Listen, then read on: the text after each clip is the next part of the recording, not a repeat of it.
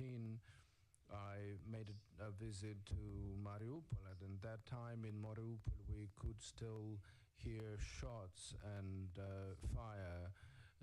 We could hear the sound when the wind was blowing towards Mariupol, so it was quite close. I know these details. Now I'm aware of this, so I want the people, respected people like yourselves, to be there and to be able to go there. Of course, we do not see a bigger escalation that it has been before. Yes.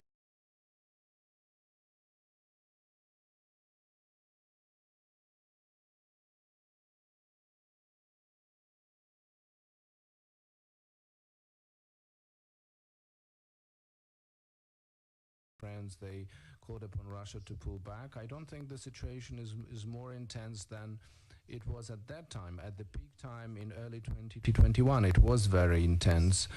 But such informational attitude towards Ukraine, and it's a question not only to you, but to the world, there was no such coverage at that time of Ukraine. And we've talked to the president, we've talked about this. We think that it has to be approach. I'm not saying that he's influencing American media, they're independent, but the media policy there has to be well balanced. If they want to know what the situation is, that they can come to Kiev. Do we have tanks on the street? No. But the feeling is, if you're not here, the feeling is when you listen to them in Germany, in France, in Lithuania, I'm talking to the president of Lithuania and other leaders, the image that mass media creates is that we have troops on the roads, we have mobilization, people are leaving for places. That's not the case. We don't need this panic. That's a very important moment. I'm not saying that escalation is excluded. We have been talking about this for 8 years now. It has happened already. The escalation did already happen. Part of our territories already, unfortunately, temporarily occupied. We understand that already. And economically, and I mentioned this to President Biden, I think the US supports that. I said that I started talking to the leaders of the countries and to explain to them that we need to stabilize the economy of our country because of those signals which say that tomorrow there will be war, because these signals were sent by even respected leaders of the respected countries. Sometimes they are not even using diplomatic language. They're saying tomorrow is the war. This means panic on the market, panic in the financial sector. Maybe I'm taking too long to answer the question. Is it okay? It's okay. So how much does it cost to our country? You have to, I want you to understand these things. We need unity of our people. People have to be certain and sure in their army, in their president. The people should trust their government and their special services. We are grateful for any support. But there's varied information from varied sources cannot mislead our country, because this raises economic panic. I just give you the example of how much it costs. We have the record-breaking GDP in 2021, record-breaking number. We have the growth. In a short period of time, we had about almost 6.5 of new investments in 2021. But after, I think, after the beginning of this informational coverage, after this change in the information coverage, 12.5 billion has taken worth of investment out of Ukraine. And from our golden reserves, which is the highest in the last 10 years, our country, and you understand, we can't handle this alone. From the public reserves, from the state reserves, we have to take money in to stabilize our national currency.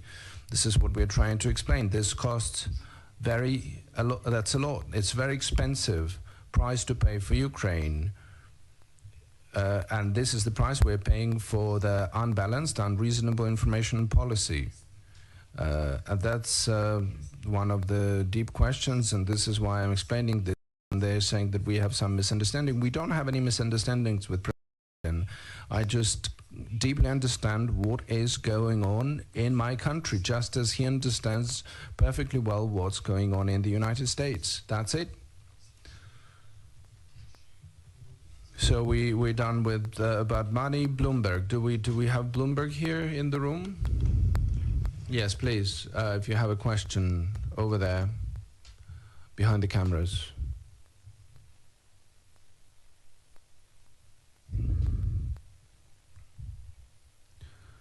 Thank you. You mentioned money. What is your assessment of the needs of Ukraine in terms of funds? And if we're talking about borrowing, borrowing from which countries and which institutions and when? Thank you very much for this question. This is not just lending, it's a question of financial guarantees. The question is in sending proper, good signals. This can be investments or financial guarantees, which can be provided by a country. It's not even the matter of numbers, just for us to understand how this works. We've talked to the leaders of certain states, of the United States, of Canada. Canada proposed 120 million, and this is the message, this is the signal. I think France will respond, the United States will respond. We asked them for 10 times more than that, and that was our request. I don't know whether we will get the support or not and what amount that will be. But generally, we had a conversation also with the EU. We will be getting the microfinancial assistance. We agreed about 1.2 billion and other funds as well. What we mean is sending the signal by different countries, the EU, the United States, Canada, by any friends and partners of Ukraine. And I think that for the stabilization of our economy, we will spend, I think about 4 or 5 billion. I'm not expecting anything less than that. So that's the money we need right now. But the question is not in the size of this, but the question is that this is the signal of trust to Ukraine, to the stability of the economy of Ukraine. For example, IMF, their program is higher than $2 billion. This is the signal that we're expecting.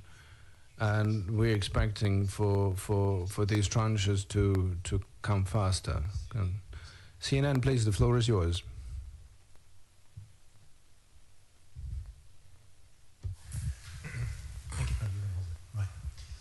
Thank you very much for giving me this question. In your comments, Biden, what are you telling me that you need most of all from the United States that it is not doing to help you better confront and deter Russia? What are you asking for that he's not giving you?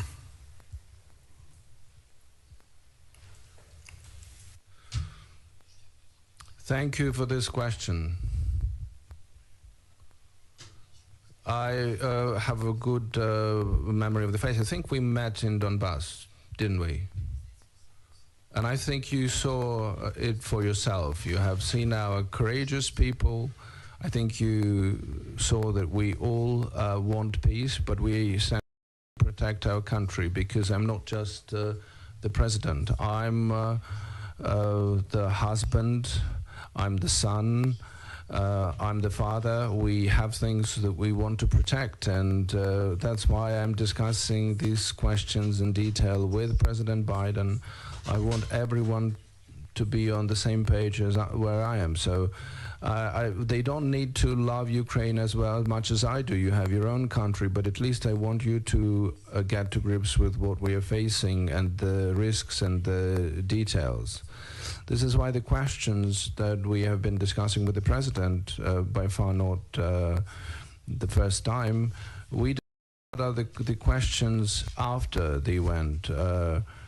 And this is the question not only to President Biden, where I don't have any separate questions for him personally. This is Europe and many other countries who are talking about this.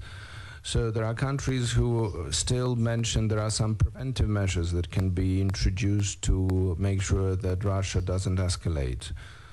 What we mean is that there should be security guarantees. When we are talking about NATO, we should go deeper into detail. I know that some members of NATO don't like us going into this detail, but we want to have something specific. We need to have something that we can count on.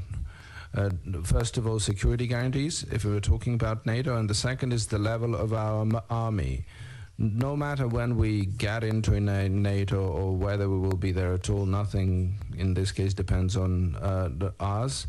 Not everything depends on us. We have to develop our own army. We have to protect ourselves. But we understand right now perfectly well that if we are not part of NATO, then we are on our own in terms of protecting ourselves. And when you're on your own, protecting yourself, when you are single-handedly facing a very difficult country in front of you, then you ask a question, why are these sanctions applied after the fact? Is it, does this pertain to Ukraine? No, I don't think what will happen after this. Will there be a full-fledged war? Then why do we need sanctions after it starts, after the beginning of the war? So it means that these sanctions are not designed for our country, to help our country. Because this is to stop the full-fledged aggression towards the European Union, but this cannot be done at the expense of our country. That's not the way to do it. We had 15,000 deaths in the war, and many countries of the world discussed the sanctions which will be applied only after the fact. And I'm being very honest, and that's what I mean. So give us the reasons. Okay, we're not in the NATO, then okay, tell us you're not in the NATO. Tell it openly. We will never get there. And and I'm addressing this to many members of the alliance. Some of them do say that, some of them are afraid to say that. Some come here, we shake hands very warmly, and they say us, if it hadn't been for that and that country, we would have surely supported you. Others say, when everyone supports you, we will support you too. Why do we need to talk about the future? We have risks here in the present.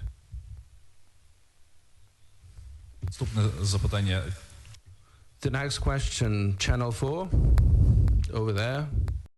Oh.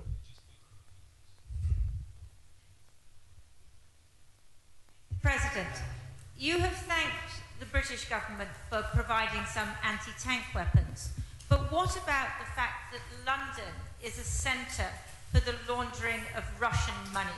Are you concerned that that will undermine any sanctions, and what do you want the British government to do about that?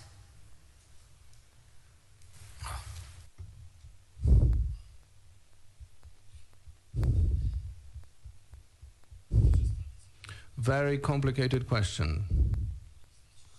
I think those people who launder their money in London, they launder them not only in that capital city, but in all capitals where there is posh real estate, or the business they like, or historically money was taken out of Russia. And I think it's not only Russia. The former Soviet Union republics have a relation to this. Ukraine has a relation to that. Belarus, Kazakhstan. I don't want to offend everyone. That's why I said that it has something to do with all these countries, because oligarchs, well, there is such chapter in the history of the post-Soviet reality. After the Soviet Union disappeared, countries became independent, and apart from independence, these countries received independence, but together with independence, they received the oligarchy. And I will be honest with you, we are actively combating this process in Ukraine, and we have achieved quite a result. These risks may be even of higher priority than the if it hadn't been for the escalation, this would be priority number one. So after escalation and economy, third one is combating oligarchy, and the legislation will resolve that. We have passed the law, but I don't quite understand how can I help London. I think this is the question of the domestic nature of Great Britain. This is about their domestic decision. I mean, I can only say when we get rid of our own oligarchy,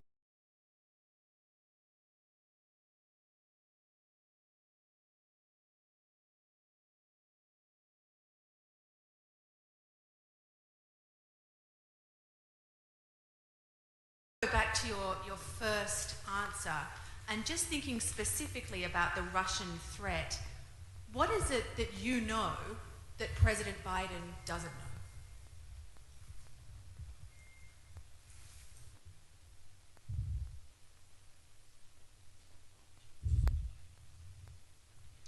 Thank you for this question. Something that we know that President Biden doesn't know. As a president of an independent state, I may have my own secrets, just like the President of the United States. I think we have very open relations, and our secret services are sharing lots of information with each other. But you have to feel the pulse on the day-to-day basis. You see troops coming in and coming back and withdrawing and pulled back, because there's different types of information that is intercepted. We understand how these special troops are working under disguise. They're working in the Donbass and many oblasts of our country. I don't want to sow panic. We are handling this with our forces. I would like to give you the example. If you look only at the satellite, you will see the increase of troops, and you can't assess whether this is just a threat or just attack or simple rotation. So our professional people, they look deeper into it. We see how they change clothes, how they put the tent, that several brigades came on the border, but we can see that there is no on the slide. They have taken the people back out. So it's just only psychological. They want to make believe that they're there, and that happens closer to the big meetings, Normandy 4, the Minsk agreement. So they're trying to build up the psychological pressure.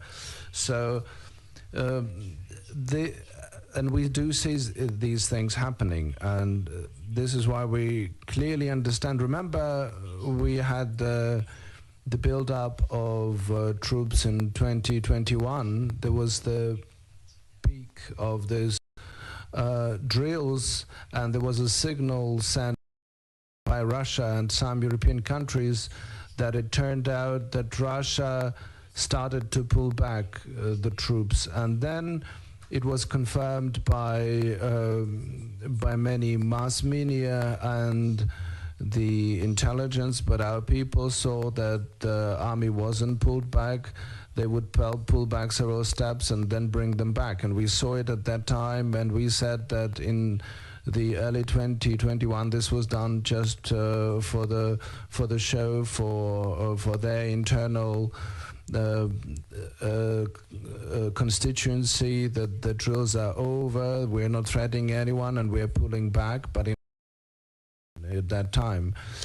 So I think that these are the things, these are the details that we see and we better understand.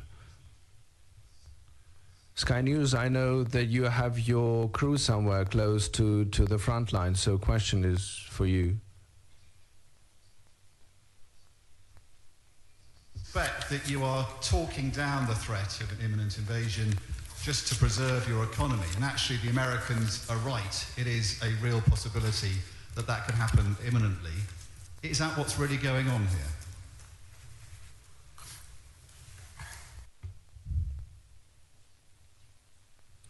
Thank you for this question. It is very strange that I'm being suspected of something. I think in my life I haven't done anything to be suspected of things. I think you mistake me for another president of Ukraine. I think, first of all, I'm the human being, that first of all should be the human being, and the second comes the economy. And for me, the question of the possible escalation is not less acute as for the United States and other partners. Not managing the country, just like as in your film, Don't Look Up. This was we're looking up, we don't understand what's happening, and we're talking about this. We're talking about this with our people. But we have been in these situations for 8 years, so we shouldn't be only looking up, we're also looking on the ground. And for us, it's an important question. We may lose the economy of our country. People come first. The imminence of threat, or the probability of threat, is there. In 2021, in 2020, it was less. In 2019, after the Normandy fall, it was even less than that. Day before yesterday, there was a meeting of the Normandy 4 advisors. I think, so there was a meeting. So indeed, so if it's not just a political theater, and this is very serious, it means that these are steps towards the dialogue, towards peaceful resolution of this process. This is why I think this points to the fact that we have to be very careful in how we speak out every day, every minute, when we are trying to say that the war will happen tomorrow. We can't say that the war will happen tomorrow. Please believe me that the war will be by the end of February, or as they said in November, that the war will happen by the end of the new year, and then they said Happy New Year, but we have new information. The war can happen in January, in February. Yes, it may happen. Again, unfortunately, and let's just put 3 dots here, but not just one full stop, and say, yes, for sure it will happen. Because we understand what's happening to people then. These are courageous people, but the courageous people have to protect the country and keep on working at the same time, and keep on bringing up and nurturing their children, because this is life. News, так, ось другий ряд праворуч, будь ласка. NBC News, the third row to the right. Bradley from NBC News. I'm just wondering, we see so much of what the Russians are doing in terms of increasing their troop presence on the borders. What is it that you are doing? How are you preparing for what everyone is describing, except for the Ukrainian government, as an imminent attack? Окей. Да. Дуже дякую. How we should act. We should have no panic. We have a powerful army. We have to arm our armed forces. They have everything, but it's never so as much as we can provide, considering the capacity of our economy. This is about the economy again. With a powerful economy, you can increase the equipped state of your armed forces, give them a better payroll, they need it, and we're increasing their wages and salaries because they actually put their lives at stake. 15,000 people perished in this war, and you know that. I think that we are having this situation when we fully trust in our armed forces. They are not novices, they're not rookies. It is a serious body of soldiers. For the NATO level, I think that we are not worse than any NATO nation in that respect. We have the same level, we are on a level because we have the lessons learned, the combat experience, the experience of losing their friends. They protected their state, defended, they shoot back.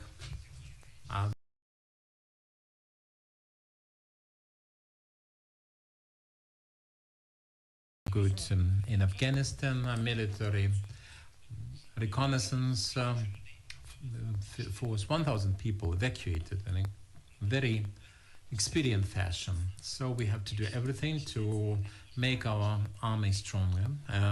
God forbid we have this big war, the morale of our people will also be a defense asset. And people have to work for our state, for its economy, and for our armed forces, which are prepared to defend the state. There's a question from BBC, the second row, please.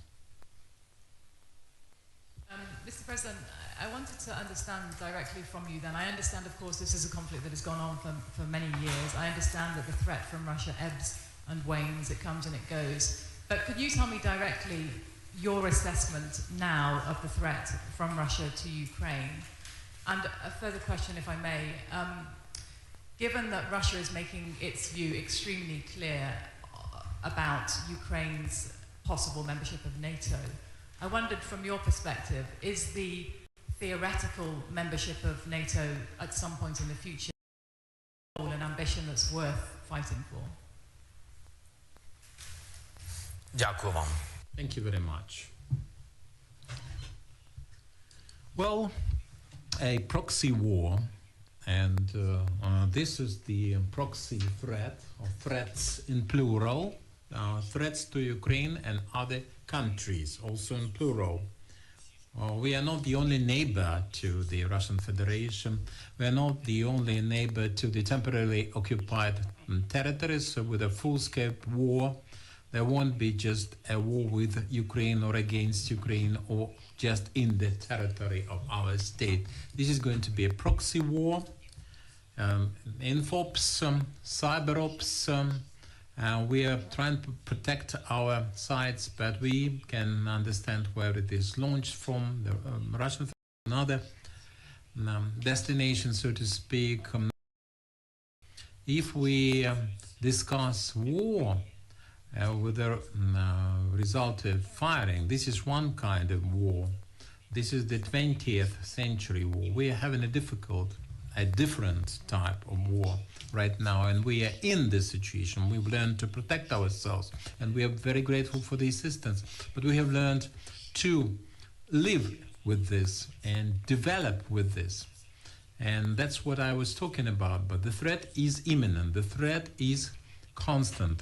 The proxy threat I was discussing, it can be any kind of strike, and there can be any kind of grenade being exploded, and the secret services work to this effect. There are many things, subversive things, many sites.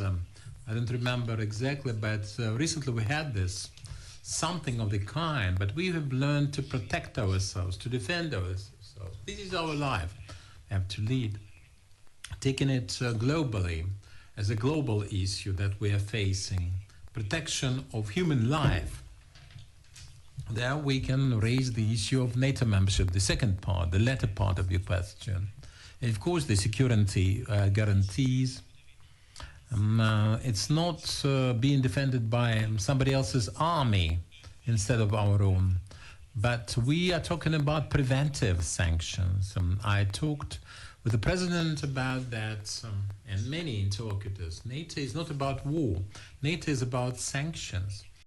To find some preventive measures. NATO is one of such sanctions. If it is not NATO, then point to some other security guarantees. Tell me about those safeguards. One interesting thing, we keep hearing this powerful voice from Germany. No hard feelings, mind you, but they are telling us diplomatically that, for example, if tomorrow we have this build-up on the part of the Russian Federation, we can forget about the Nord Stream 2. How should I interpret this? And here's why I have this reaction. Yesterday, when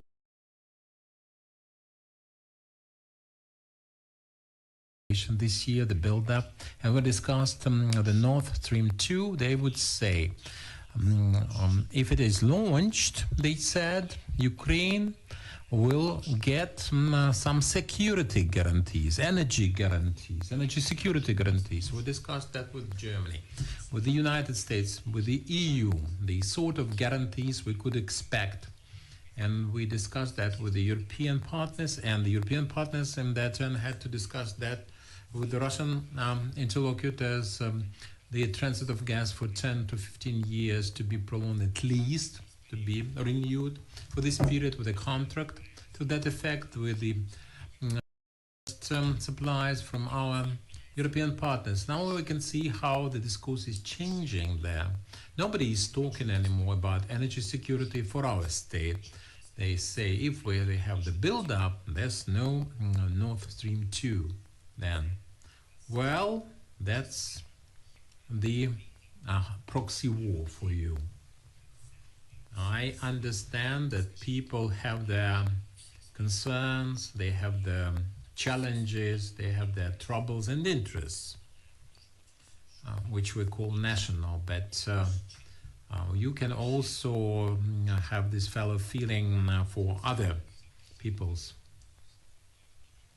So when we are in NATO, well, it does not depend on us when we will be there, unfortunately.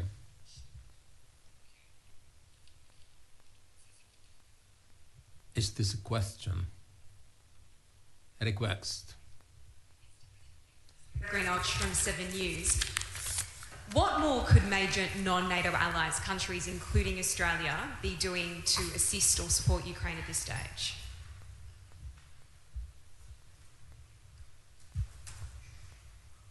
Натиски партнери.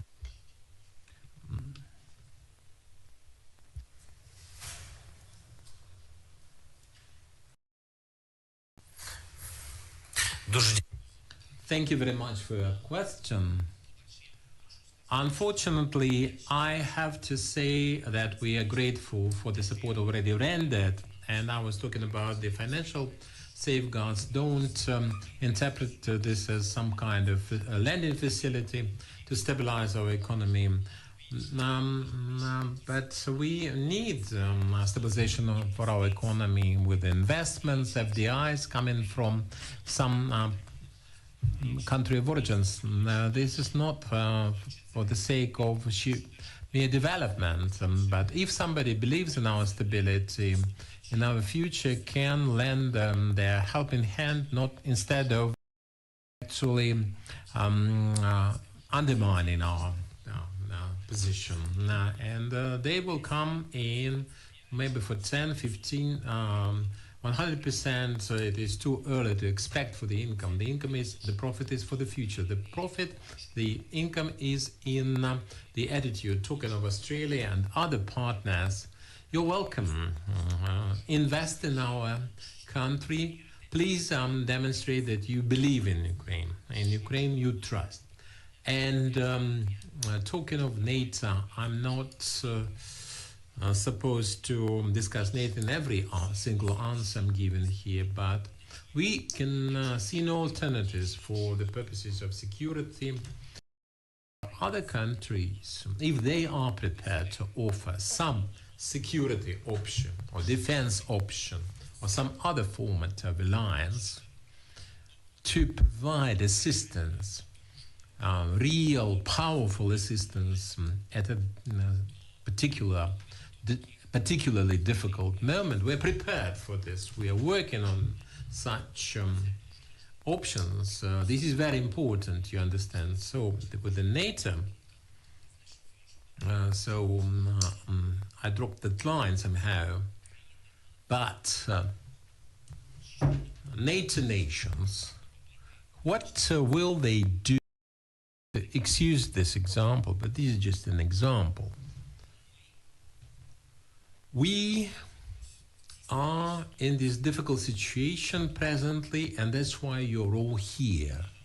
And we are very grateful to you for your attendance. But if the war happens, tell me please, which army of which country will be prepared to defend us?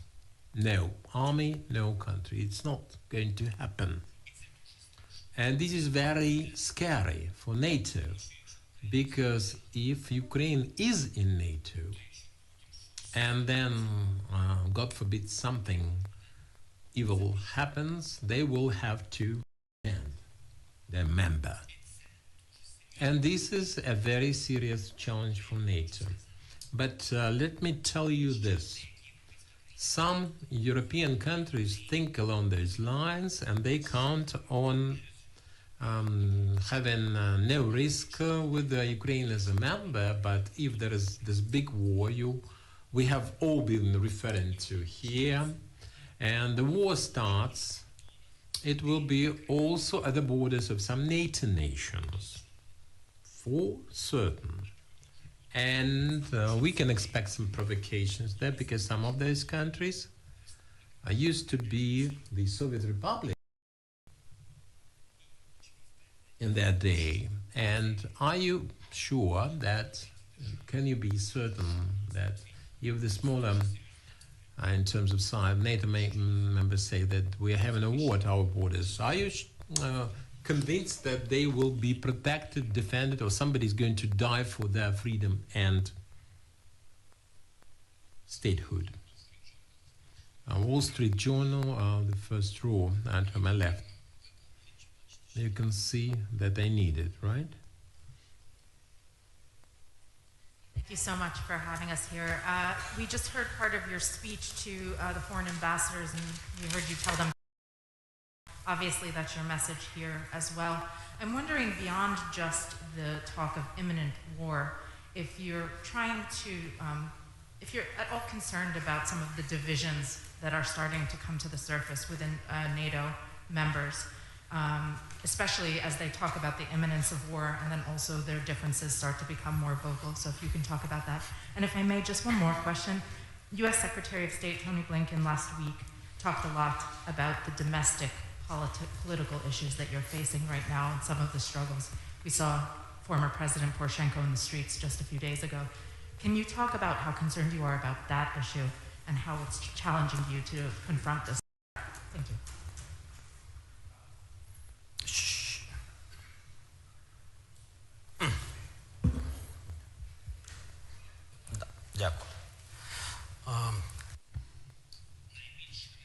The biggest risk for Ukraine and the biggest risk for sovereignty of our state, and here we are united. I can tell you this frankly, we are united with all our partners, the EU, the United States, the UK, NATO nations. Now, I cannot discuss some specific detail along those lines. You understand, but what is very important is that the biggest risk is to fail to hold the country together. This is the domestic destabilization inside the country. This is the weakest link, or the most dangerous prospect for Ukraine. I'm talking about economics here, but this is just one of the factors. The unity of leadership, trust in the president of Ukraine, trust in the incumbent president, and understanding on the part of other politicians in this country that they are former presidents or future presidents, they're not incumbent presidents. This understanding, wise, honest, and legitimate, makes our country united and strong. And if we are united as a people, with the army, with this stable leadership in this country, the escalation risk coming from the Russian Federation will be considerably diminished. We remember developments in 2014, 2015 in our country. The lack of control of the situation inside the country in terms of legality, the law enforcement bodies, public order, they can lead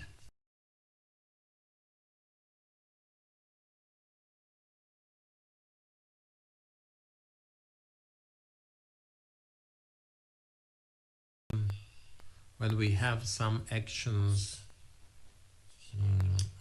from or on the part of the neighboring country. What you see here is one of the risks. It is caused by the political activities of some politicians, some representatives of the political elite of our country that are making their own, and they are doing their own public relations.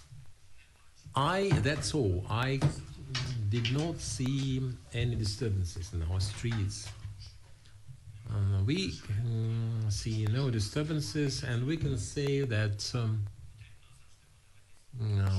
what is happening, when it's happening, for instance, there's no, somebody is on a leave, and everything is calm and peaceful in the streets of Ukraine. When somebody comes back, that somebody, people come to the presidential office or block the parliament for that matter. But it doesn't matter whether we have this COVID pandemic and they have to vote for very urgent appropriation to deter the pandemic. They don't care. I'm very happy that I have no political background. At first I was shocked. They don't care, just don't care what is happening in the country. There's a war, we can deal with it. Business, we can deal with it. But on an everyday business, they do things using their agendas and trying to present a schism in our country. And, a division. And I wouldn't discuss this topic at length. I would like to discuss the things that interest you, because I don't like to talk about the past. That's bygones be bygones. But I think that they are a product of our legacy, the Soviet legacy. They represent the oligarchs, tycoons. Unfortunately, they can have business. They have my generation worked hard to have a business, and that's kind of people who defend their state. They did not privatize anything that exists when the time of disintegration of the USSR came for pennies. We made our own fortunes in every penny of it, and we're defending the state, my generation. Let's talk about this. Deutsche Welle, the second row at the center. While you are approaching the mic, please put one question so that as many people can put a question as possible. Deutsche Welle, I would like to ask, you've mentioned Nord Stream. There's another discussion about Germany, and that concerns delivery of weapons. Germany is providing helmets and field hospital, but it has categorically refused to send any deadly weapons or other military equipment, and it has also had a role in other procurements from other countries. How do you assess Germany's role in this conflict?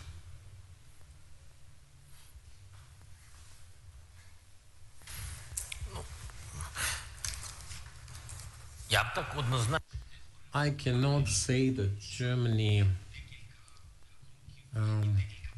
is to blame, but because there are several steps and several platforms. Once Germany supported Ukraine, supported on numerous occasions from the very beginning with the reforms, with the Normandy formats. When the war started, Chancellor Merkel made very important steps to resolve the situation.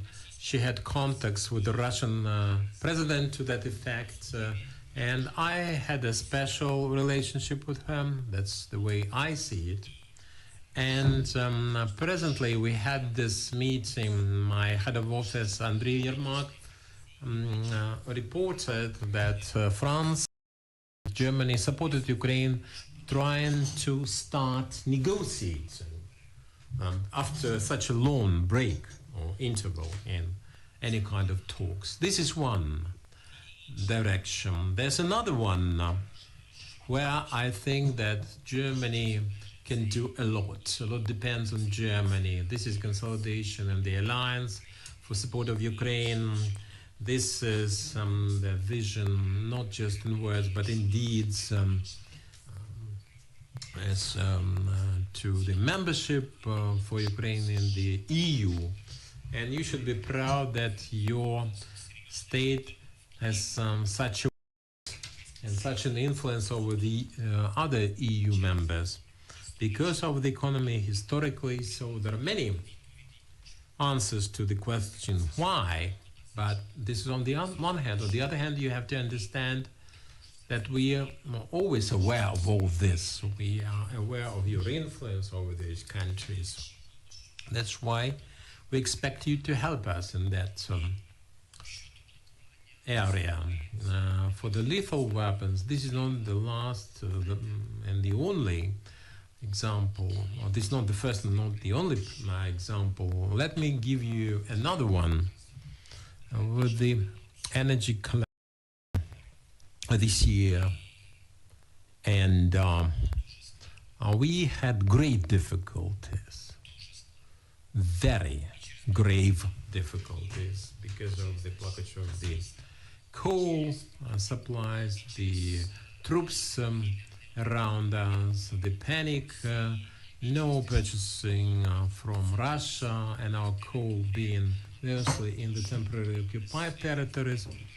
And what we have in the territory, we would bring it in from the United States by sea. We needed natural gas because our own wasn't sufficient for that. We know what Russia did in that situation. We are aware of the details.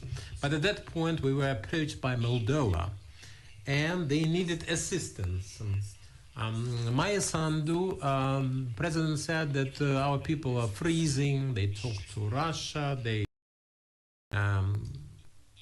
There was some kind of concession. And when the EU was supposed to provide all the support for Moldova to demonstrate that a new, young and energetic president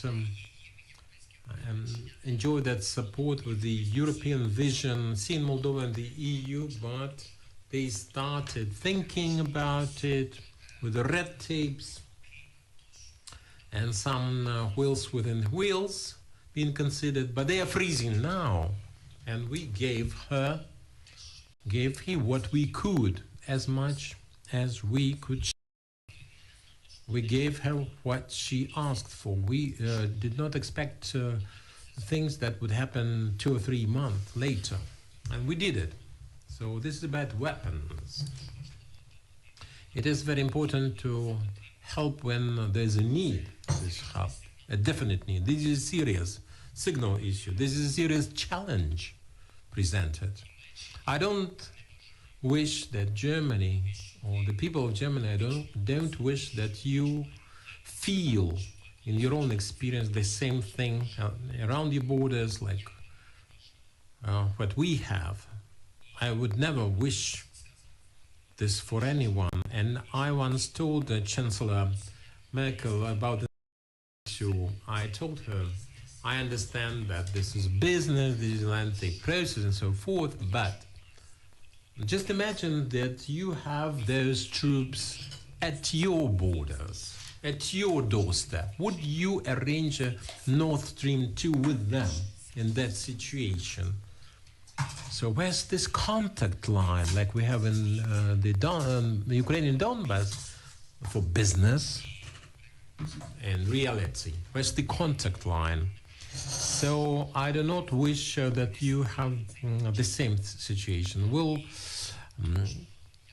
get out of this with flying colors, I'm sure, but I would never wish this for you. But if you have been in trouble like this, we will help you. We'll be there for you, I can assure you. Fox News, closer to the line here. Mr. President, thank you very much for having us, and thank you very much for taking my question. I want to talk about two individuals, two questions. Number one, President Biden. You've been critical of what some of the things the U.S. has been doing. You've been supportive. What is he doing wrong? What is he doing right? What do you want to see from him? And the second person, we've been in this long session, and I haven't heard this name once. It's kind of central to everything. Russian President Vladimir Putin. What does he want?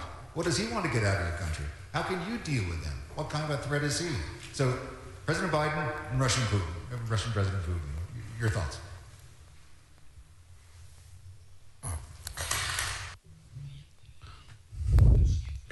First of all, I would like to say that I don't want Ukraine to be the result of the agreement between President Biden and President Putin. President Biden recurrently assured me, and yesterday as well, that nothing will be decided behind Ukraine's back about the destiny, about the current and the future of our country. This is a very respected position, and I do believe that it is the case. President Biden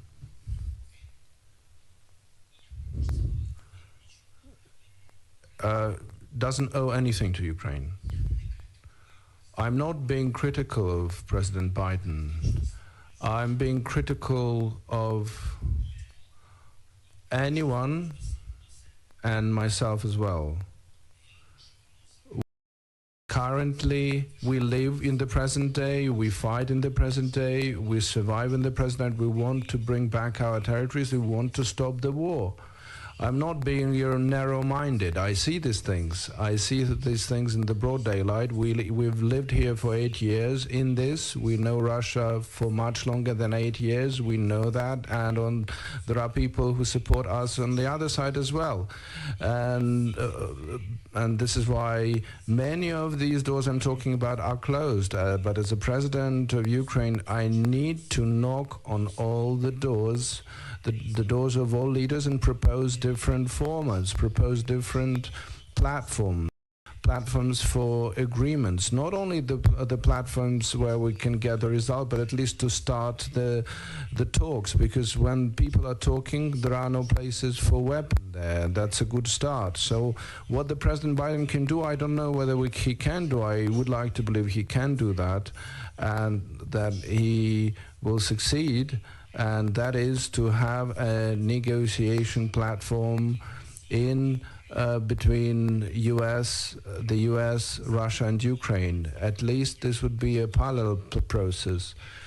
I'm not saying to choose between this and the Normandy format, but again, we have to knock on all the doors, look for common things, start the dialogue, and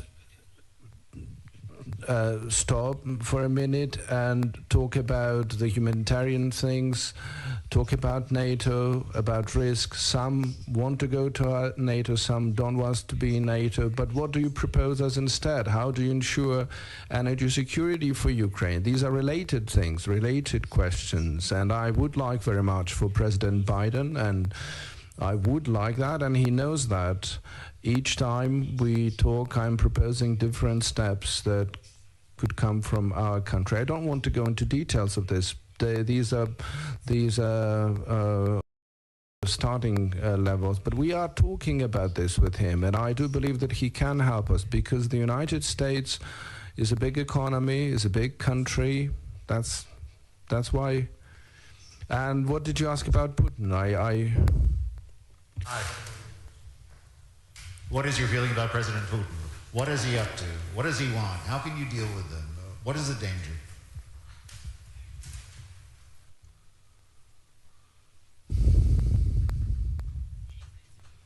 What I think, if Russia is communicating that they support Minsk negotiations and they are not going to attack Ukraine,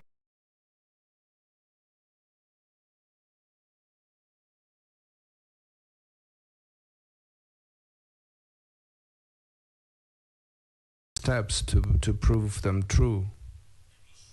I mean, why do you need so many soldiers or there? Why do you need to have these drills so often? I mean, why drills? They can do everything. They have a powerful army. Why do you need drills to happen specifically?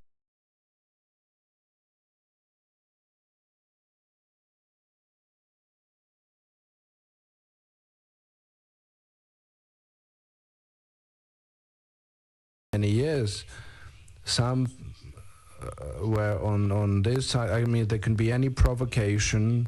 There is a big, just the mere fact of accumulating troops is the big risk. Even if you're not going to do something, it's still a high risk. It still may happen.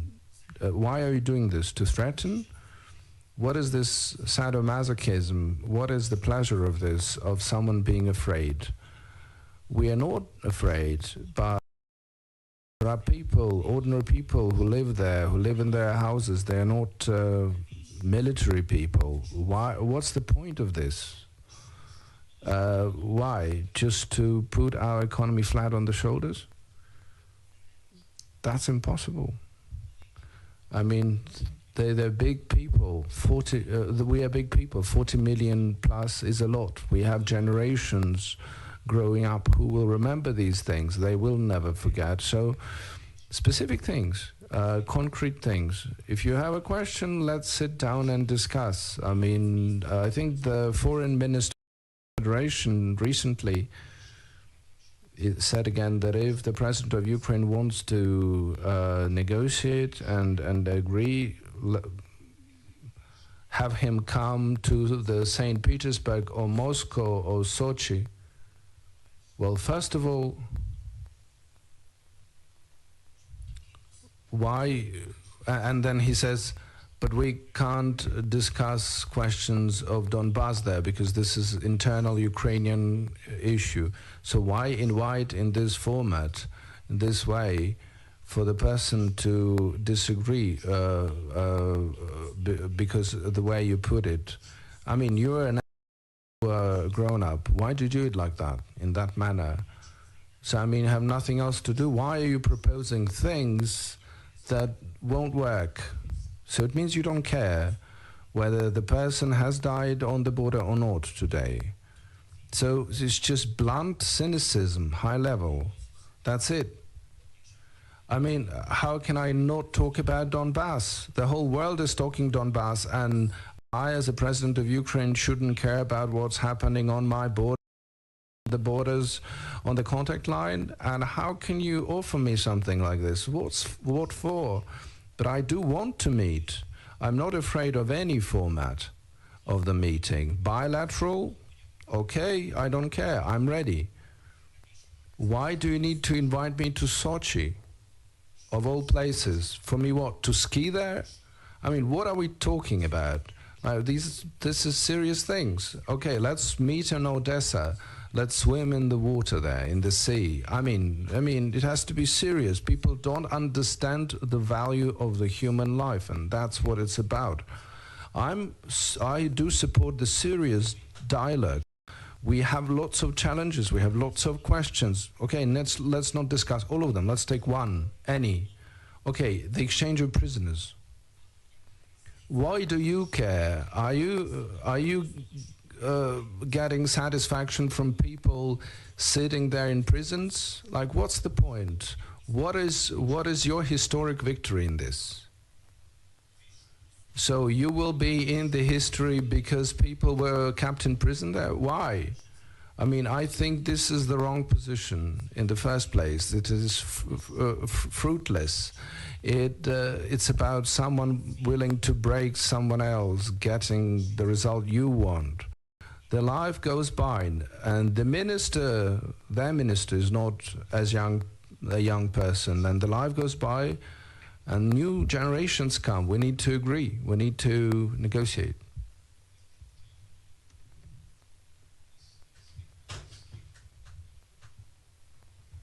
Guardian, ласка, так. Mr. President, Luke Harding from the Guardian newspaper in London. You've complained about panic. One of the reasons people are panicking is because the US and UK embassies withdrew their non-essential personnel last week. It's happening now. Mistake, that decision in your view? Yes, I think it was a mistake. I say this openly. I can't say that this is the mistake of the governments of these respected countries. Say this is our mistake. For us, this is a mistake. The signals that we were getting from the diplomats that these are non-essential stuff, I don't think so. Under these circumstances, everyone is essential. Everyone should stay. To be honest, in the city of Mariupol, we have representatives of the diplomatic corps of Greece, even in the city of Mariupol, which is on the contact line, where the contact line is very close, where you can hear cannons fire. The Greeks didn't take anyone away. I'm not comparing things. I'm not comparing countries. I just want to tell you that this is such an important message. Everyone is looking at this. Everyone understands which countries of EU respond, how the Britain, how the United States react. I think that embassy employees should be here. These are the captains. I'm sorry, but this is the captains of the diplomatic corps. They're the representatives of their respective countries. And the captains are the last who should be leaving the ship. And I don't think we have a Titanic here. Ukraine is moving forward. ABC News at the very end over there. And dear colleagues, it's over an hour, so we're coming close to the end, just to warn you. For being patient with us all. You began by saying that you know the details better than any other president. So I'm interested where, in your judgment, the White House and the Pentagon are going wrong. And one other question, if I may. If you're wrong, you wouldn't be the first Ukrainian president to underestimate Russia. Have you thought about that prospect? Thank you.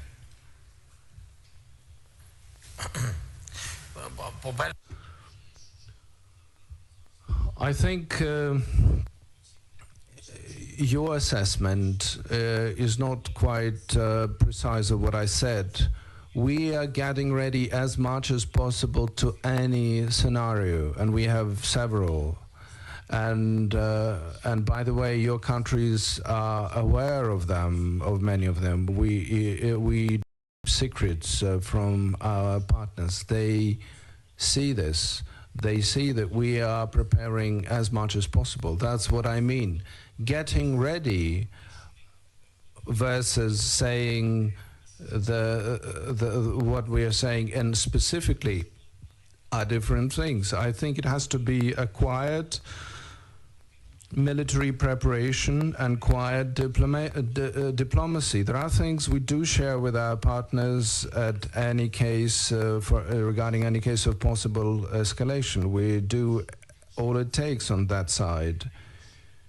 It's not that we're acting as if it's not the highest level of threat. We are getting prepared for the high threats, but we understand the reality that we are in. I can't prove myself right or wrong. We see these hundreds of thousands of troops, 100,000 troops. There is no mistake there. We do see them. The risk is that there are just too many of them, that there could be any provocation and the probable escalation may be triggered. Accidental provocation or non-accidental, as you may gather, it wouldn't matter if there are casualties, and we may lose lots of people. That it will end up as it did back in 2014, because first we didn't have this kind of army at that time, and second is that people's perception at that time was a bit different. Now, firstly, everyone is very patriotically, has a very patriotic mood. Then, secondly, everyone has seen what has happened on the temporary occupied territory, and they all perfectly well know that this is not what they want. And this is why I'm saying this is the high risk, because it wouldn't be that someone will just take a bit of something. It won't happen. Informationally, no one will able to do what Russia said, that there was no presence of Russia there. It's just all local people. Not in this time. No local people is not prepared to take over government buildings, administrations. They are not getting ready for that, and they are not doing this. We understand this very clearly. I'm describing you some details that we're also sharing with some of our partners, something that we often know more. We know the mood of the people, and this is not just opinion polls and numbers. This is the reality. We visit these cities, we talk to people, we walk the same streets. We understand clearly and precisely what's happening. So this time you can't say that local people think that they want to live in a different way, and it's not. And Russian will not be able to say that we didn't occupy. It was civil war. This time around, it won't be possible. It would, if it happens, it will be an open war, horrible war. We understand these risks, all of them. I'm just doing what I should do as the president of Ukraine. The first part I forgot, please. Can you, yes, please. Yeah, the first part was that you understand the situation better than other president, which seems reasonable. So I'm just interested, where do you think the White House and the Pentagon are going wrong in their analysis?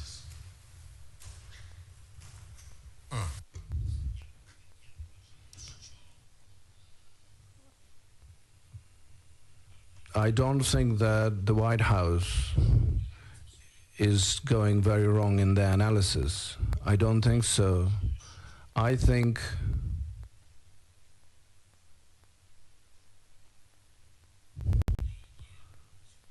that they are participating in this informational situation that is created around our borders. And because the White House understands that there are risks, they keep articulating this, they keep supporting this theme, this topic, and they make it as acute, as burning as possible. And this, in my opinion, this is a mistake. This is just my personal opinion. because these are the signals which says that this is how the world responds, and the world responds to the information like that. Another situation is the situation with the diplomats, the question that you were asking. How would I put it? I think these are redundant and wrong steps that don't help us. Right now, they are not. These steps are not contributing to our situation. There is military support, other financial support, financial support. We are grateful for the support, but I can't be like other politicians who are grateful to the United States just for being United States. I'm saying the truth. We want to be partners and true friends. I don't want to lie to you. My problem is that I don't want to lie to you. We need to wrap up soon. One or two questions more, please.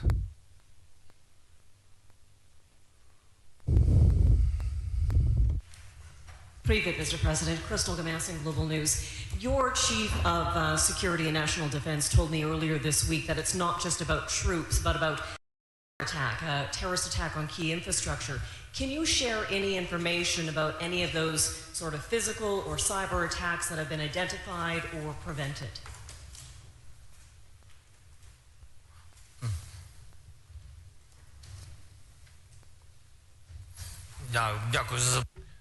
Thank you for the questions. We have had quite a number of cyber attacks. We have prevented those, and we did manage to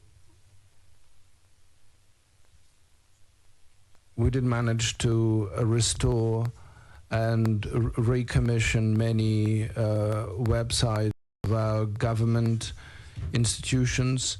In terms of the physical attacks, I think our team is strong is that we can preemptively prevent knowing that there could be casualties if we don't. Some of the processes on the streets that should have happened, our Secret Service have prevented very strongly, and our law enforcement has worked very well. We understood that there will be very strong provocations. It is true, and it was well done. I can't give details on how our guys worked in this case, but we can see that this was without casualties. There are things that we've gotten used to by now. We understand that this is a problem. It's when all the schools in Kyiv were reported to be bombs or mined. So there were phone calls warning that there are bombs there. So we understood where these phone calls were coming from. These were from the temporary occupied territories, from the Crimea, lots of cases like this. So they're done on the daily basis. There is an action plan to make sure that we do not lose any single life, not to have any explosions in the schools. So far, we are managing to do such things successfully, but there's lots of disinformation. These bomb reports to the schools and to kindergartens, there's lots of disinformation, there's lots of calls, lots of warnings. We do find some of them even on the territory of Ukraine. We understand how that happens. We even found people who have come from the temporary occupied territory. The person came and they wanted to go back. They were detained. There was the consulate of the Russian Federation was put on fire. So in Lviv, in the city of Lviv, the consulate of Russian Federation was put on fire. You understand, this is a provocation. So the very unpleasant, lots of them, but our law enforcement, our Secret Service are working on the daily basis to prevent this. So we understand that we need that they need provocation every day to disbalance the situation inside Ukraine. So the last question, this row to ABC News, please, center. second question. There are all of these negotiating diplomatic tracks that are ongoing. Some of the most important ones, Ukraine doesn't even have a seat at the table. And Russia's main demands are posed at NATO and at Europe, not at anything ever give to Russia to satisfy them. Do you feel like Ukraine has been reduced to merely an observer to its own fate? Do you feel like these countries are fighting over Ukraine rather than for Ukraine?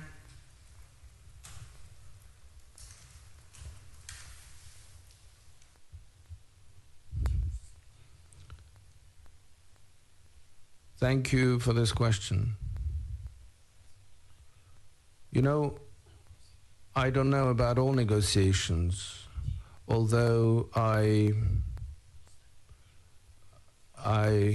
possess quite sizable information and unofficial meetings of the leaders of the countries.